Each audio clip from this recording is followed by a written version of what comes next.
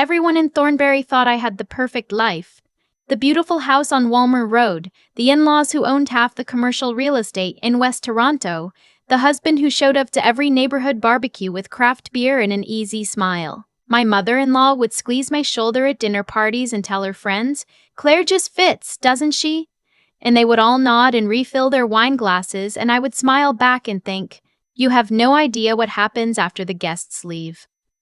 My husband's name was Daniel. We met in our second year at U of T in a lecture on contract law neither of us was paying attention to. He was funny then. Actually funny, the kind that catches you off guard. We were married at 28 in a small ceremony in Niagara-on-the-Lake, and for about 14 months, things were genuinely good. Then, his mother, Margaret, retired from the family property management company and decided her full-time occupation would be us. Margaret Weston was not a loud woman. That was the thing people never understood when I tried to explain her.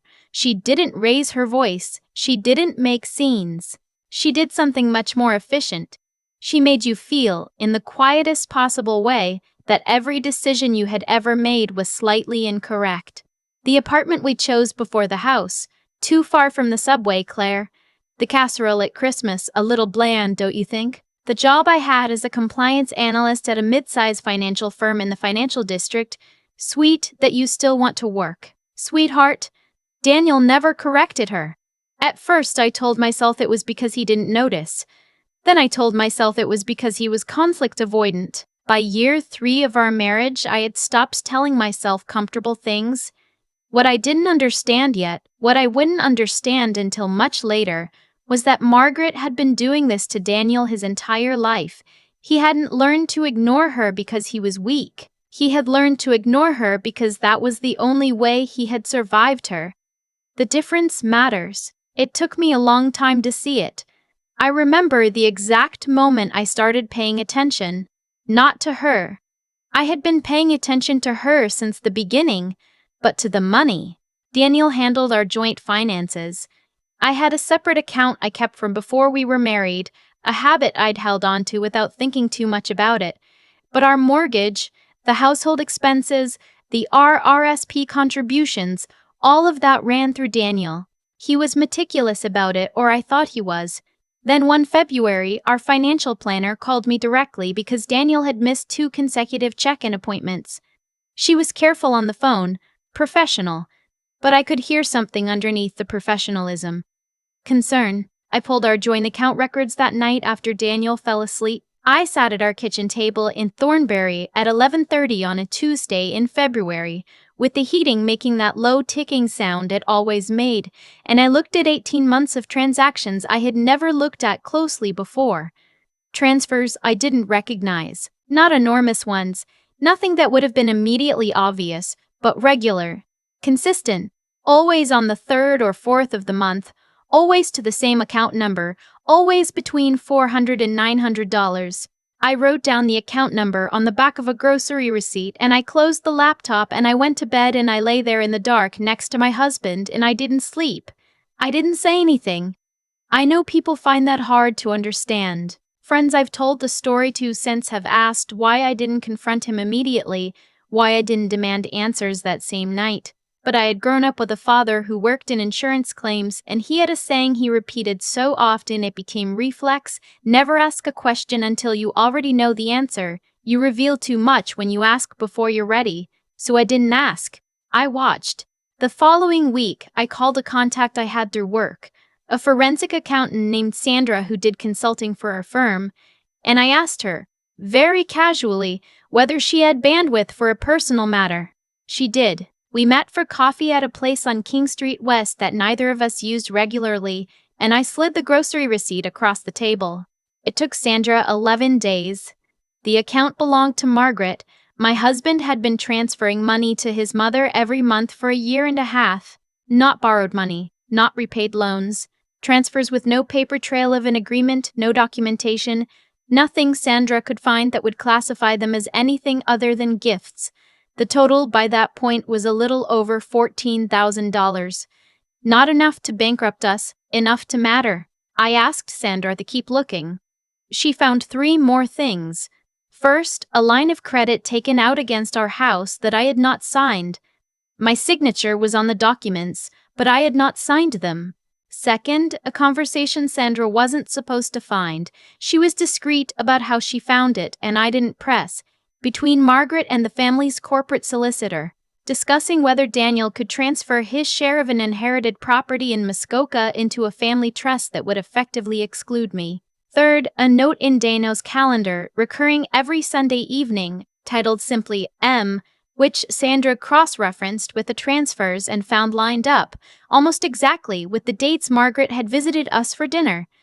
I sat with all of that for 3 weeks. I want to be honest about those 3 weeks, because they were not weeks of brilliant strategic thinking. They were weeks of sitting in my car in the parking garage under our building for 10 extra minutes after work, because I didn't want to go upstairs. They were weeks of watching Daniel make coffee in the morning and wondering which version of him was real, the man who kissed me on the forehead before he left for work, or the man whose calendar said M every Sunday. They were weeks of calling my older sister Rachel in Vancouver twice and hanging up before she answered because I didn't know how to start.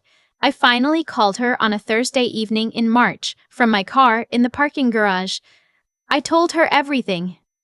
She was quiet for a long time when I finished. Then she said, "You need to talk to a lawyer before you say a word to him." I already had someone in mind. Her name was Patricia Osei-Minsall, and she was a family law partner at a firm on Bay Street that my company had used for a corporate matter 2 years earlier. I had sat across a boardroom table from her once for 40 minutes and watched her dismantle an opposing argument so efficiently that the other side's lawyer had actually laughed in disbelief. When I emailed her, she responded within 2 hours. We met on a Friday afternoon. I brought everything Sandra had given me, organized in a plain manila folder. Patricia read through it without expression, occasionally making a small note on her legal pad. When she finished, she set the folder down and looked at me. "The forged signature alone is a serious matter," she said. "That's fraud. The question is whether you want to use the legal system or the family system." I asked her what she meant. "If you file a report on the forgery, it goes into the legal system. Your husband may face criminal exposure. That process is slow, public, and painful." She paused. "Or you document everything carefully, consult the appropriate authorities, and use what you have as leverage in a separation proceeding. Much faster. Much more controlled." I told her I needed to think. What I was actually thinking about was Daniel. Not what he had done, what had been done to him. Because by that point, I had started to notice something I had been too angry to notice before. The Sunday evening visits from Margaret. The way Daniel's mood shifted in the 24 hours after those dinners, the slight blurring at the edges of him, the way he moved through the following days like someone underwater. The times I'd found his second glass of wine barely touched. The times he'd canceled plans with his own friends, something he'd never done when we first met. I am not a doctor. I want to be careful about what I say here, but I have a close friend who is a pharmacist in Mississauga, and I called her without naming anyone and described a pattern of behavioral changes in someone I knew. Increased compliance, social withdrawal, mood blunting, mild confusion on certain evenings. She said, carefully, that those symptoms could be consistent with a number of things, including, she said, low-dose benzodiazepine exposure over an extended period, the kind that wouldn't necessarily show up as dramatic impairment, just a slow softening of a person. I drove to my in-laws' house the following Tuesday afternoon, when I knew Margaret would be home and Daniel would not. I told her I was dropping off a birthday card for Daniel's father, which was true. His birthday was the following week. She made tea. We sat in her kitchen and talked about nothing for 25 minutes, and when she went to the powder room, I opened the cabinet above her refrigerator, where she kept extra medicines and supplements, because I had seen her reach up there once before for antacids. I didn't touch anything. I just looked. There were 2 prescription bottles in the back that were not labeled with her name. I photographed them with my phone.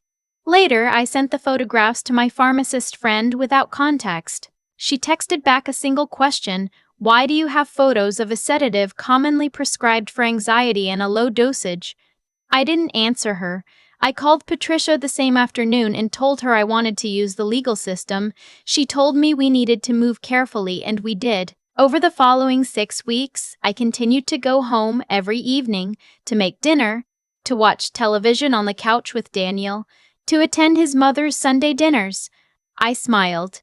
I asked Margaret about her garden renovation. I brought dessert. I was the best version of the daughter-in-law she had always wanted me to perform, and the entire time I was performing it, I was feeding information to Patricia and to a contact she had at a financial crimes unit attached to the Ontario Securities Commission.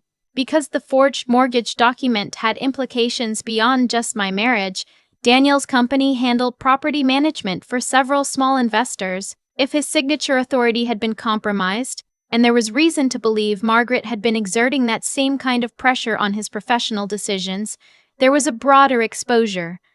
I didn't know how it would all unfold. That's the part the story makes sound tidier than it was. I had a lawyer, I had documentation, I had a process in motion, but I didn't know the date or the room or the moment when everything would surface.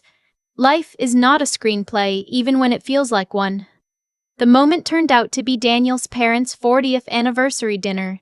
Margaret had organized it herself, a private room at a restaurant in Yorkville, 32 guests, the kind of evening she was extraordinarily good at constructing. I wore a dark green dress I had bought specifically because Margaret had once mentioned in her careful way that jewel tones were a lot for my coloring. Daniel noticed it when I came downstairs. He said I looked beautiful. I believed him. We drove to the restaurant together.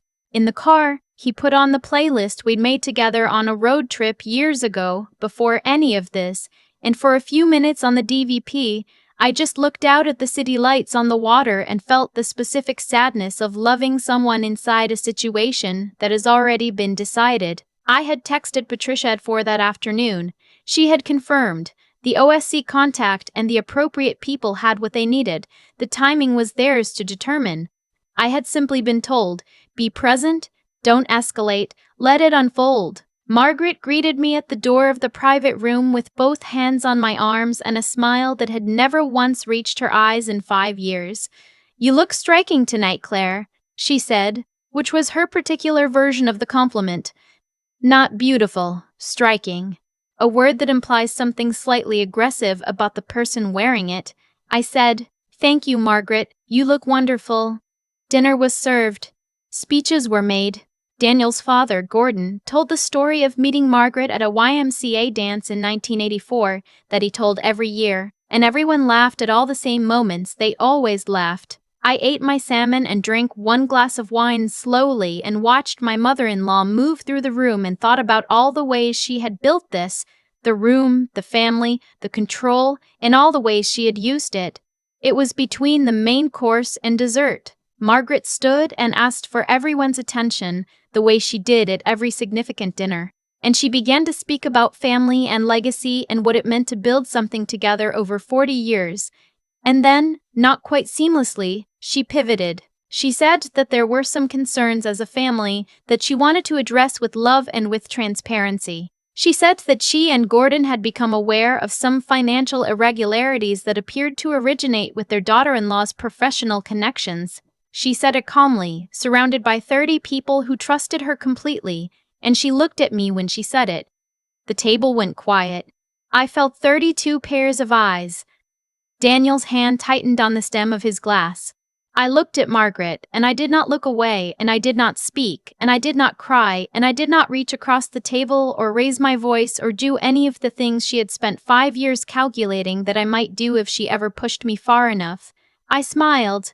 It was not a performance. I want to be precise about this because it matters. It was not a strategic smile, the kind people describe in stories like mine where everything is neat and cinematic. It was the smile of someone who had made a decision 3 weeks ago in a parking garage and had been carrying it through 32 days of Sunday dinners in salmon and jewel tones, and who understood, in the moment Margaret finished speaking, that the work was already done. Daniel looked at me. I had not told him everything. I had told him enough. 2 nights before, I had sat across from him at our kitchen table, the same table where I had pulled the account records in February, and I had put the folder Sandra had given me between us, and I had asked him to read it. He read it for a long time. He didn't speak for a long time after. Then he asked me if I had known about the dinners, what was in the wine, what Margaret had been doing to him slowly, and I told him that I suspected and that I'd reported it, and that I needed him to understand that what I had done to protect both of us. He sat with that for a while. Then he said, very quietly, I didn't know. I believed him. I still believe him. At the table in Yorkville, while Margaret was still standing and the room was still waiting for me to respond, the door to the private dining room opened. The man who entered was not a server. He was followed by a woman in a dark blazer. They were polite and they were professional, and they asked, quietly but in a room full of people who could hear every word, whether Margaret Weston was present and whether Gordon Weston's corporate solicitor would be available in the following days, as there were documents pertaining to a financial investigation that required their attention. Margaret did not sit down. She stood very still, and the color left her face the way heat leaves a room, not all at once but steadily, and then completely. Gordon said her name once. She did not respond to him. I folded my napkin and set it beside my plate, and I picked up my purse and I stood and I said to the room, quietly, that I was sorry for the disruption to the evening, and I walked out. Daniel met me on the sidewalk outside 20 minutes later. He had taken a cab. He stood next to me on Cumberland Street in the April cold, and neither of us said anything for a while, just the sound of the street and the distant hum of the city going about its night. I'm sorry, he said. I know that's not enough. It's not nothing, I said. We are separated now. That was the right decision, at least for the time being, and Daniel has accepted it in the way I hoped he might. Not with anger, but with a kind of painful clarity. He has been seeing someone, a therapist he found himself, and he is in a different place than he was. The legal proceedings are ongoing, and I have been told not to discuss specifics. What I can say is that Patricia is thorough and that Sandra's documentation held up, and that the forged mortgage document turned out to be one of several. Margaret's garden renovation, I've been told, is on hold indefinitely. I think about that parking garage sometimes. The 10 extra minutes I sat there every evening, the way the concrete walls made everything feel suspended. I was so tired then. Not dramatically tired, just the ordinary exhaustion of being a person who is pretending to be a slightly different person inside her own life. My sister Rachel came to visit from Vancouver last month.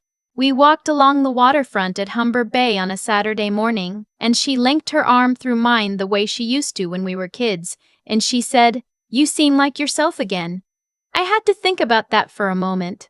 I had been trying so hard for so long to be the self that fit, the one that took the right tone at dinner parties, that wore colors that didn't challenge anyone's aesthetic preferences, that smiled in the right direction and held her questions until she already had the answers. The woman walking along that waterfront in the October light with her sister, with the lake going gray and silver in the wind, she fit too. Just differently. I think that's the version I'll keep.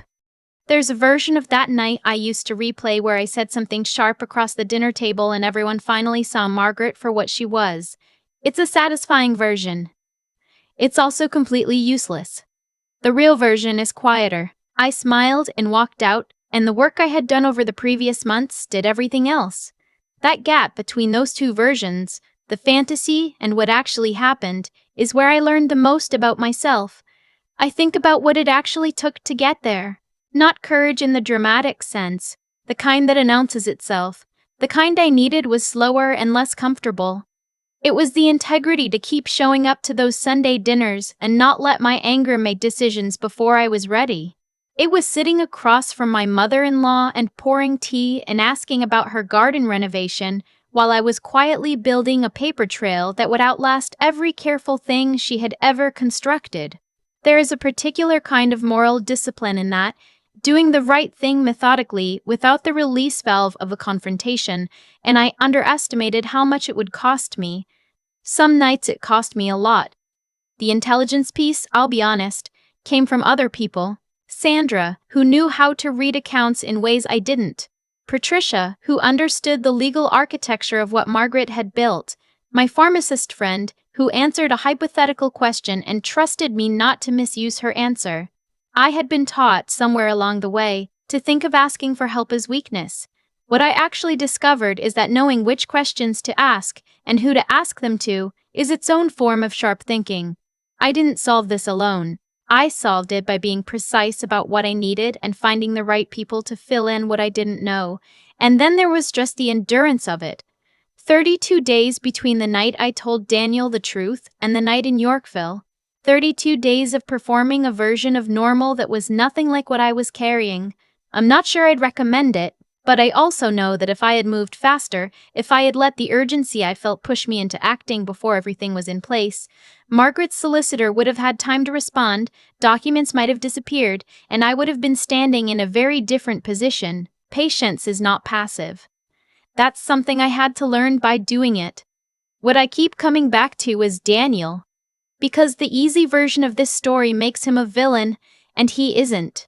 He was someone who had been managed and softened for so long that he had stopped being fully himself, and I had to decide whether I was angry at him for that or grieving it. I chose grieving. That felt more accurate, and in doing that, in refusing to flatten him into the role the story seemed to require, I think I kept something in myself intact that I would have lost otherwise. Margaret is facing consequences that are proportionate to what she did. I didn't engineer that. I documented what existed, reported what was provable, and let the appropriate systems do what they're designed to do. The outcome follows from the actions. It always does, eventually, though usually not as neatly as we'd like. I still walk along the waterfront at Humber Bay sometimes, early on weekend mornings before the path gets crowded. The lake does that thing in October where the light goes completely flat and silver and the whole city feels very still. I stood there recently and tried to locate the woman who used to sit in a parking garage for 10 extra minutes because she wasn't ready to go upstairs, and I couldn't quite find her anymore. That feels like the right kind of lost.